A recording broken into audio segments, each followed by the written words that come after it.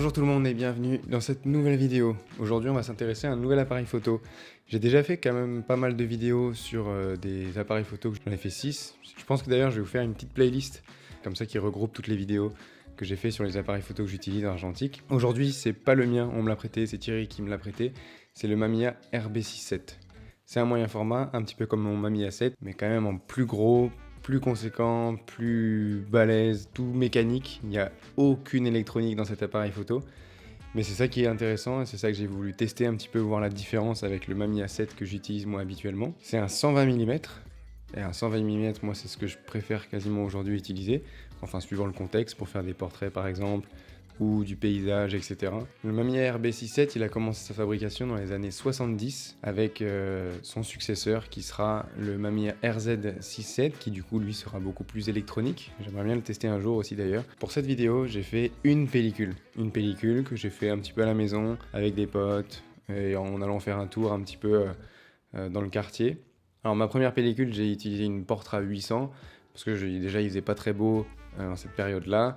Je m'étais dit que de toute façon je voulais faire un petit peu de photos à la maison et à la maison il n'y a pas forcément beaucoup de lumière, surtout dans la salle de bain, etc.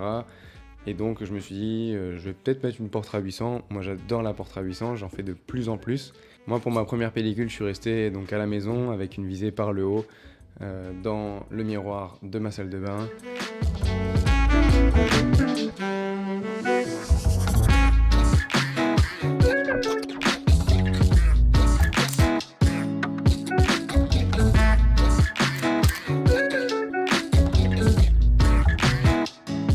Alors le RB67 il est très cool mais très lourd et donc du coup quand on le transporte ou quand on se balade avec ça peut vraiment être difficile ou en tout cas on peut vite perdre du temps parce qu'en plus il faut penser à tout réarmer si on veut prendre un portrait ou un paysage il faut retourner le dos, etc.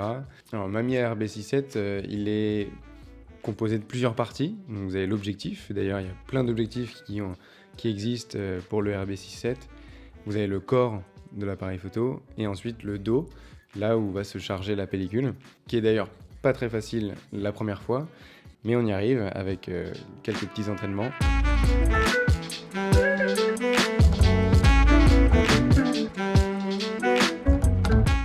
J'ai pu faire tester à des potes et du coup on a pu s'amuser un petit peu avec dans un contexte très coloré, donc ça rend bien. Maintenant la mise au point, je trouve que c'est pas forcément évident, c'est très précis et en même temps la profondeur de champ elle est très limitée, donc faut vraiment je pense prendre l'habitude et voir un petit peu ce que ça donne avec plusieurs essais et aussi des lumières différentes.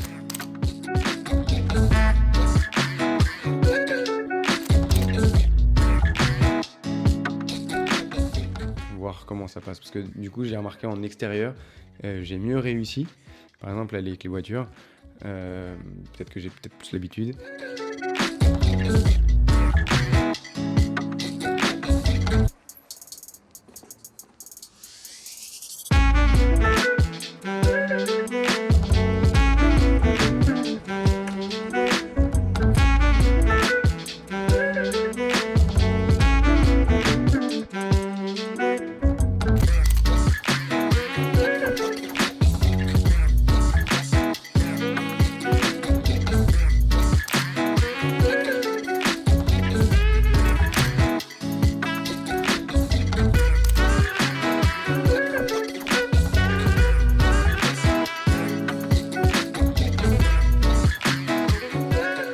Et ensuite, moi, quand je fais des photos, je me balade beaucoup en vélo. Et donc, je pense que dans le sac à dos, c'est très lourd. Et en plus, il faut poser le vélo, le ressortir du sac à dos, le re-ranger, prendre ses photos. C'est une démarche qui est très longue et pas forcément adaptée, je trouve, moi, à mon type de photographie. Parce que moi, j'aime bien shooter assez rapidement, avoir le matos tout de suite prêt, recharger, etc., etc. Ou même si je dois remettre une pellicule, faut que je sois entre guillemets rapide. Et là, je vous avoue que sur le RB67, c'est assez long. Parce que voilà, faut enlever le dos, enlever une partie, puis une autre. Puis ensuite, quand vous faites des photos, faut pas oublier d'enlever le rideau, le remettre, réarmer les deux côtés. Voilà, c'est assez long comme processus, surtout qu'il est complètement mécanique, donc il faut faire sa mise au point manuellement bien sûr, mais la prise de lumière aussi. Donc il faut avoir un posemètre ou alors une application. Moi j'utilise une application, mais c'est pas forcément évident, en tout cas dans le workflow, de s'adapter à ce genre de situation quand on a l'habitude du Mamiya 7 par exemple, où il y a une cellule, la mise en place d'une pellicule elle est très facile. Et d'ailleurs dites-moi dans les commentaires si jamais ça vous intéresse d'avoir une vidéo sur les pellicules que je préfère, que j'utilise le plus, ou alors une vidéo par pellicule.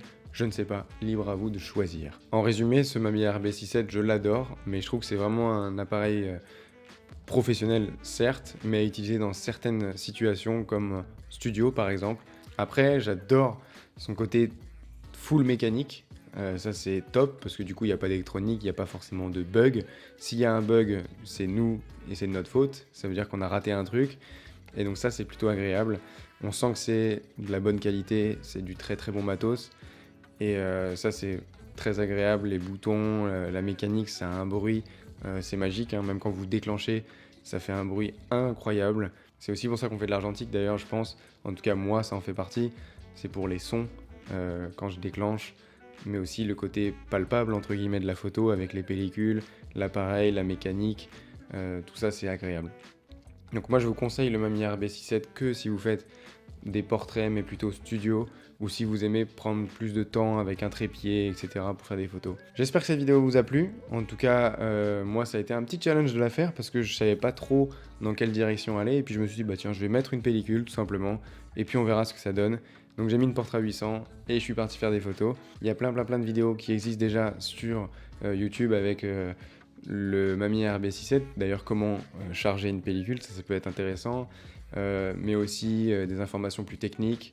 Moi je voulais juste vous montrer voilà, mon ressenti avec cette première pellicule faite.